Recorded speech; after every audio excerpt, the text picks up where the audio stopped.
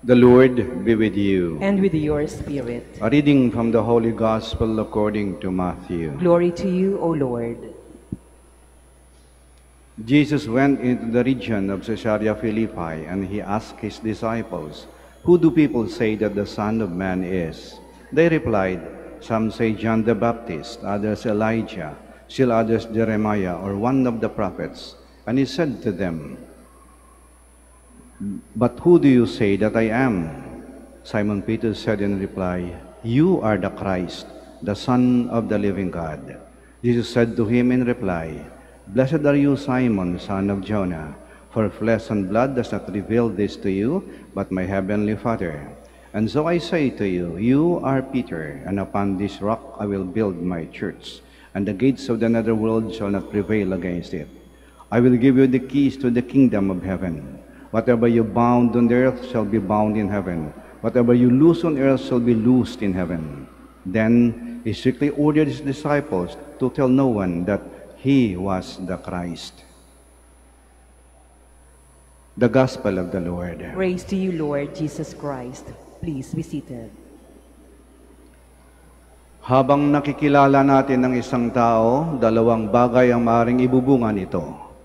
Habang nakikilala natin isang tao, maaari natin siyang lalong mamahalin o lalong kamumuhian.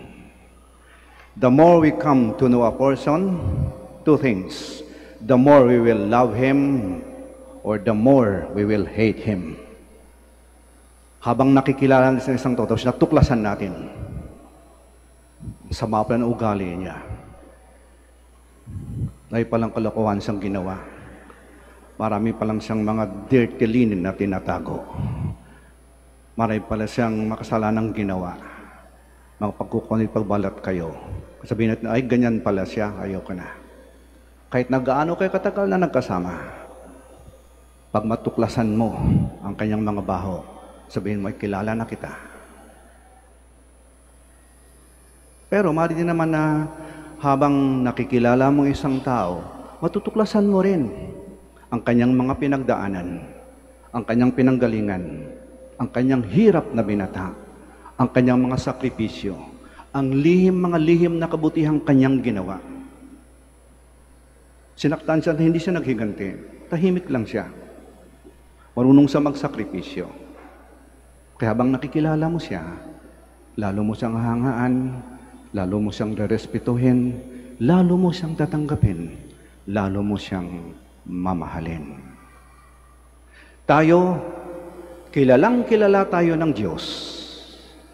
Wala tayong may lihim sa Diyos. Alam niyang likaw ng ating bituka. Kilalang kilala tayo ng Diyos. Mari ka maglihim sa mga kaibigan mo, mari ka magtago sa mga kamag-anak o pamilya mo, mari ka maglihim sa asawa mo Pero wala kang maililihim sa Diyos. Alam niya ang lahat tungkol sa iyo. Alam niyang ginawa mo ng kabataan mo? Alam niyang ginawa mo ng nagdaang taon? Alam niyang ginawa mo ng nakaraang buwan? Alam niyang ginawa mo kahapon? At alam niyang gagawin pagkatapos ng bisang to Wala kang malilihim sa Diyos. Kilalang kilala ka ng Diyos. Ganun pa man, patuloy tayong minamahal ng Diyos. This is real love. You know the person, everything about that person, and yet you continue to love him or her. Kilalang kilala mo siya, pero patuloy kang minamahal. Yan ang pagmamahal ng Diyos sa atin. Kilalang kilala tayo ng Diyos, pero patuloy tayong minamahal ng Diyos. Kaya nga ba't yung atin sanang tugon ay huwag nating abusuhin ang pagmamahal ng Diyos sa atin. Huwag nating sayangin ang pagkakilala ng Diyos sa atin.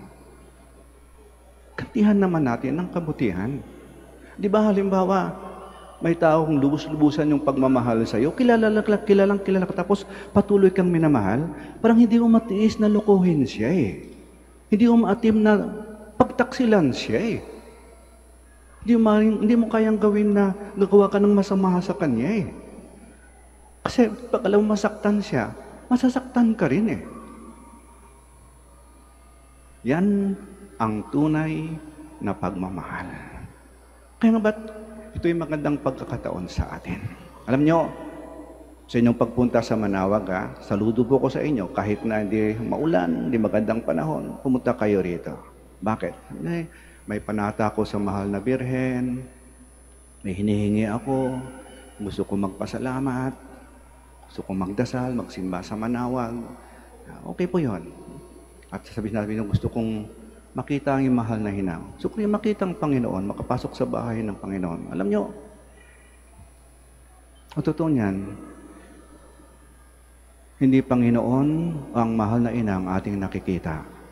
Tayo ang nakikita ng Panginoon at ng mahal na ina. Kaya ang ganda ninyo, yan yung mga mukha nyo, babanal nyo ngayon. Sana dala-dala nyo lagi yan.